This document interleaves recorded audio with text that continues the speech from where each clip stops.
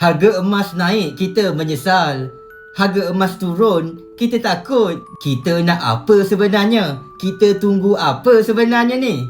Ini dilema biasa untuk kita yang belum ada ilmu simpanan emas, yang belum mulakan tabungan emas. Kalau kita dalam situasi ini, anda tidak keseorangan. Hafizul pun sama dulu. Sebelum mulakan simpanan emas, tak tahu tentang ilmu simpanan emas.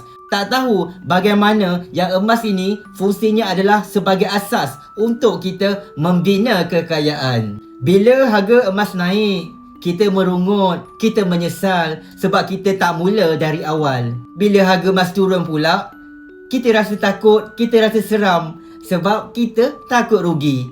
Padahal kerugian sebenar adalah kita membiarkan masa berlalu begitu saja tanpa apa-apa tindakan untuk kita mulakan tabungan emas dengan 1 gram pertama. Untuk anda yang nak mulakan simpanan emas bersama Public Gold, klik link di bio Hafizul untuk kita belajar dan mula menabung emas secara berdikit-dikit ikut bajet kita sehingga kita mencapai matlamat keuangan. Hafizul bantu sebaiknya.